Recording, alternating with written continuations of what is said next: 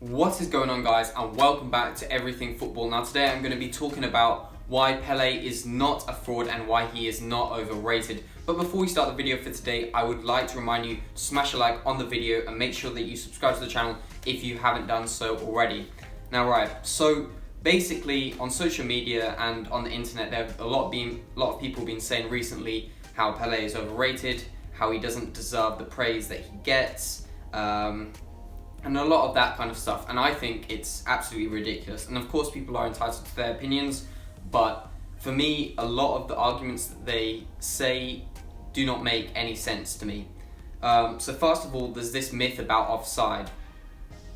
Offside was around when Pele was playing. It's just a complete myth that offside wasn't invented back then. Everyone that knows football knows that offside was there back then. My granddad was a professional footballer in Pele's time. Obviously he didn't know Pele or play with him because he was in a different league.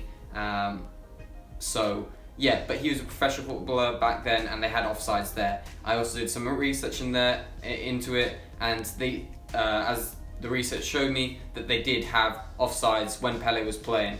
And in fact, it also said that the offsides were in fact more stringent back then. So the offside argument, saying that Pele scored more goals because there were no offsides, is just ridiculous, because there were offsides. So that's just one thing that I find ridiculous about the argument.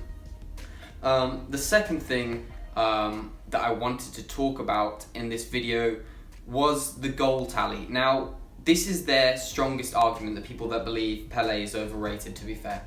So Pele, I think, claims that he scored 1,282 career goals, but this includes goals in friendly games. Now, personally, I don't think friendly games should count, and I agree with the people there who think that the goals that he scored in friendly shouldn't count. But he has still scored a total of 767 official goals, which, even though it isn't as much as Messi and Ronaldo, it is still a ridiculous amount of goals, considering that he didn't play. He played in fact as a centre forward or as a cam, not in fact as a striker. So he used to play as the number 10, not as the number 9. So it's an incredible amount of goals. 767 is just an incredible amount of goals. And even though I do not think that he scored over 1,000 goals, because you can't count goals again in friendly games, in my opinion, especially if they're against really poor sides that are either very lowly professionals or not even professionals at all. So I don't think they can count. But if you still look at Pele's goal tally, it is still absolutely ridiculously good. So I don't think there's any arguing there that his goal tally is absolutely unbelievable.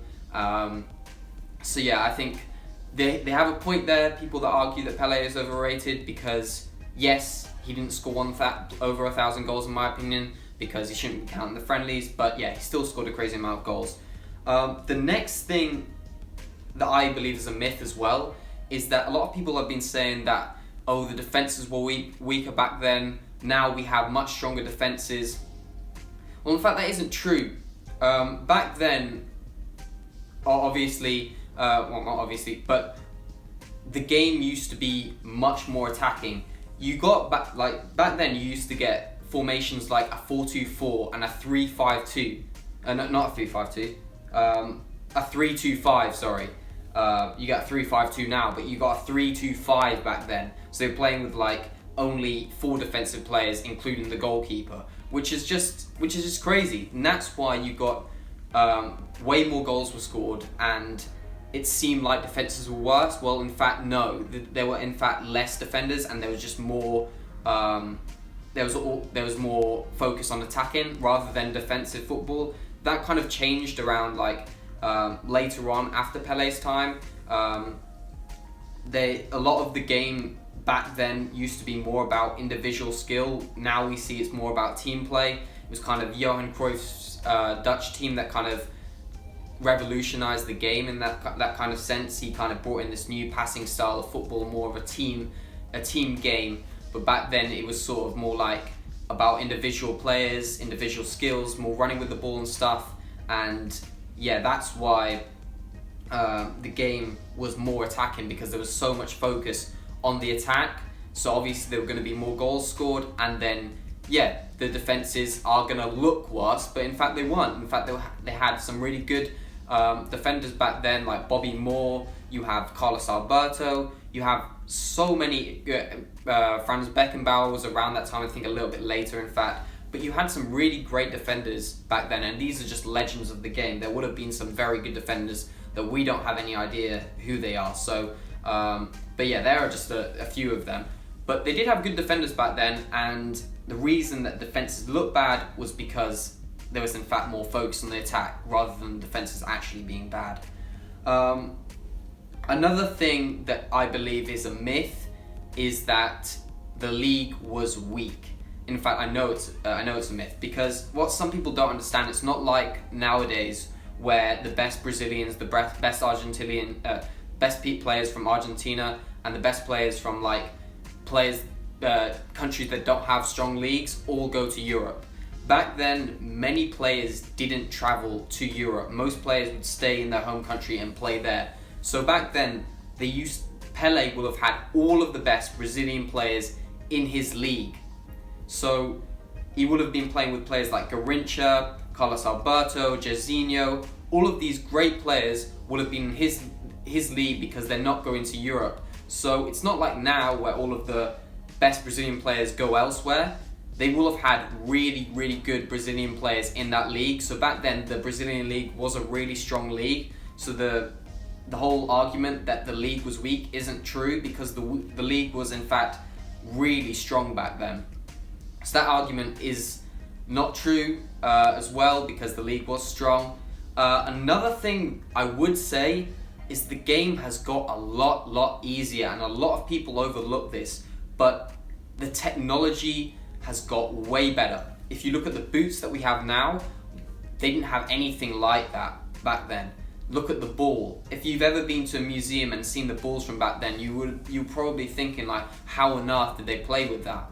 Because it was like a leather kind of ball. You've probably seen the type of ball that they used if you've been to some sort of football museum. So you probably will have seen that, and apparently it was horrible to head the ball, especially when it was raining, because it used to soak up all of the water and get really heavy.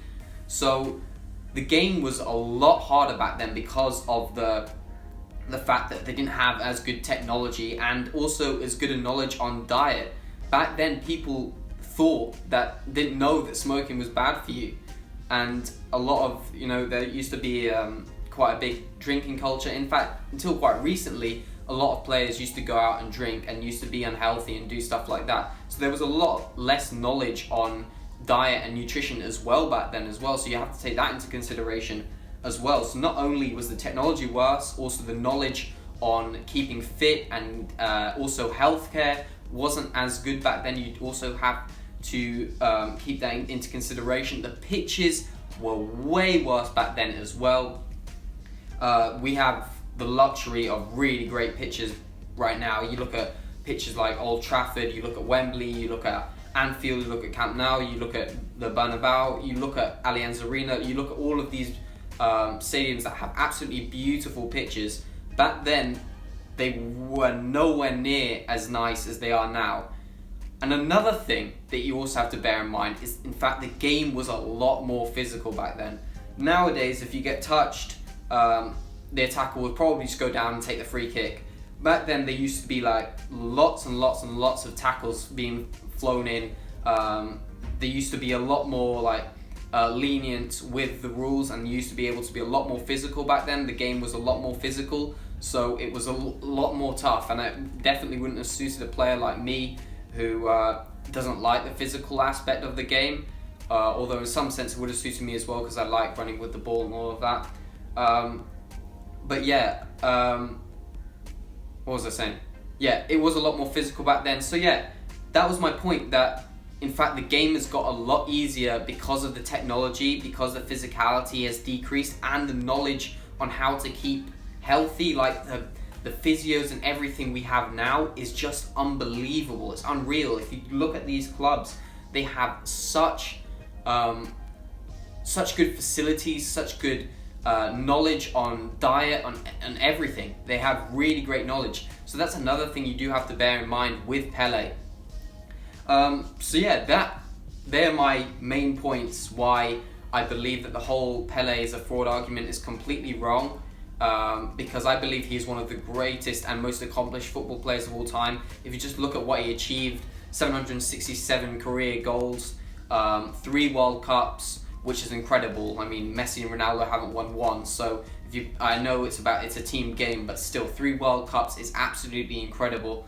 So yeah, if you do, I think people disrespecting Pele is just completely wrong, because Pele is a great player, and yes, you don't have to think he was the greatest of all time, and some are going to have different opinions. Obviously, I believe Maradona, Messi, Ronaldo are also up there. I do not necessarily believe Pele is the greatest, but I don't like the disrespect that he is getting, because he was such a great player, and a lot of the arguments against him are just completely incorrect and wrong. I mean, I get it's hard because most of us weren't there back then, so we weren't able to see the game. But it is good before you say these opinions to get your research. And personally, I know quite a bit about the game because, like I said before, my granddad was a professional footballer back then, so he's told me a little bit about the game then.